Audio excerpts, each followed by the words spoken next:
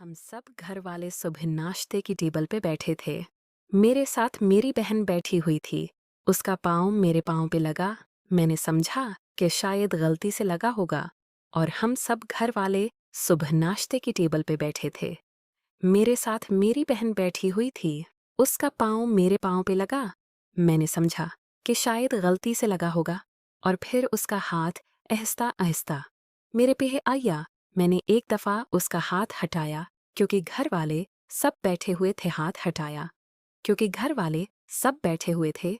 उसने फिर दोबारा यही हरकत की। इस बार मैंने कराची में रहता हूँ। घर में मेरे 5 अफराद हैं।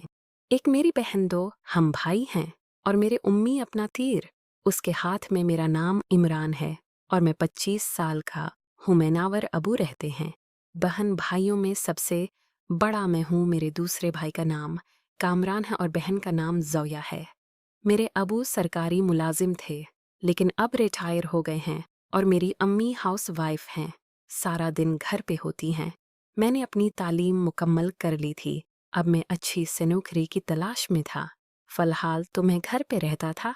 मेरी बहन भी जवान हो गई थी और मेरा भाई 20 साल का था। वो अभी पढ़ रहा था। मेरी एक गर्लफ्रेंड थी जिसका नामकरण था। वो यूनिवर्सिटी में मेरी गर्लफ्रेंड बनी थी और मैं उसी से शादी करने वाला था। अब इंतज़ार में था कि मेरी कोई अच्छी सी नौकरी लग जाए और मेरी बहन भी एक लड़के को पसंद करती थी। वो कज़न ज़ाद भाई था। उसका नाम आसिफ था और वो भी हमारे पड़ोस में रहता था। हमारे घर आता जाता रहता था। मेरी बहन ज़ौया उससे हंस हंस कर बात करती थी और घर में सबको पता था कि ज़ौया सबको पसंद करती है। हम कराची में रहते हैं और हम ओपन माइंड फैमिली से ताल्लुक़ रखते हैं। हमारी फैमिली में ये बात पूरी नहीं समझी जाती। लड़की का जहाँ दिल करे वो शादी कर सकती है और लड़के का भी, और इसी आज़ादी का मैंने भरपूर तरीके से फ़ायदा उठाया।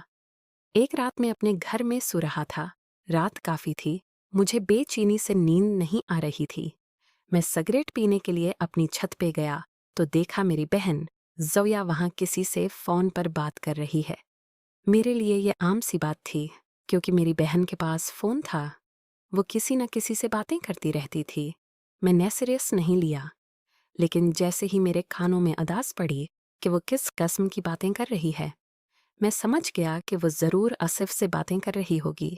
वो आसिफ को कह रही थी कि जब तुम पिछली बात कर रही है, मैंने बिना कोई आवाज़ की है।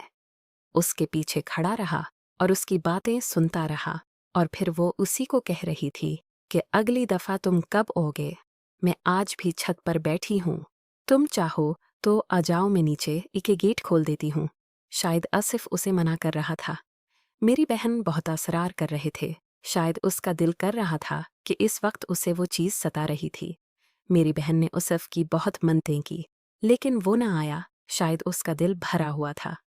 फिर मेरी बहन ने कहा कि चलो तुम आ तो नहीं रहे, कोई बात नहीं, तुम मेरा फ़ोन पे ही काम करवा दो। अब समझ रहे होंगे। आज मैं पहली आप रात के इस वक्त मैंने कहा, हाँ मुझे तो नींद नहीं आ रही थी, लेकिन तुम यहाँ क्या कर रही? तो मेरी बहन कहने लगे, अमरान भाई, मुझे भी नींद नहीं आ रही थी, इसलिए मैं छत पे आई हूँ, आसिफ से बात कर रही थी। फिर मैंने अपनी बहन को कहा कि अभी से तुमने आसिफ के साथ सब कुछ कर लिया है, तो शादी के बाद क्या करोगे? ऐसा ना हो कि वो तुम्हारी इज्जत करना छोड़ दे।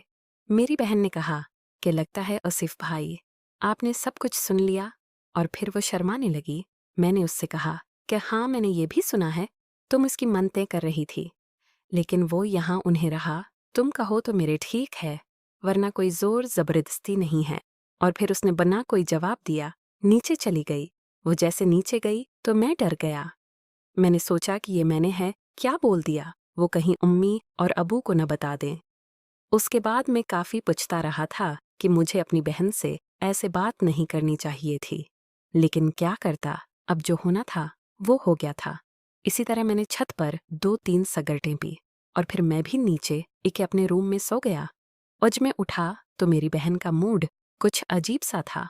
वो शायद मुझसे नाराज़ थी रात वाली बात से, लेकिन मेरे लिए ये कोई इतनी बड़ी बात नहीं थी, क्योंकि मेरे दोस्त ने मुझे बताया था कि वो भी अपनी बहन के साथ ये सब करता है। इसीलिए मैंने दिल बड़ा करके अपनी बहन को बोल दिया था और फिर मैंने अपनी बहन के नंबर पे मैसेज किया।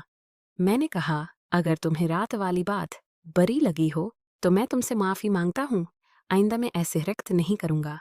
मेरी बहन अपने रूम में थे और मैं अब नाश्ता करके अपने रूम में आ गया था। फिर मेरी बहन है, क्या मैसेज में जवाब या उसने क्या कि मुझे बुरा तो नहीं लगा, बस मुझे अजीब लग रहा है क्योंकि आप मेरे भाई हो। फिर मैंने उससे कहा कि ज़ोया कोई बात नहीं, मैं भाई हूं तो अच्छी बात है ना, घर में किसी को शक भी नहीं पड़ेगा कि हमारा कौन सा रिश्ता चल रहा है। फिर वो कहने लगी, भाई मुझे सोचने का वक्त दो। मैंने कहा, सोचने है कि क्या बात है। फिर ज़ोया कहने लगी, अगर कामरान ने बोला तो क्या मैं उसके साथ भी यहाँ अगर बोले तो तुम मुझे बताना। उसने कहा, चलो ठीक।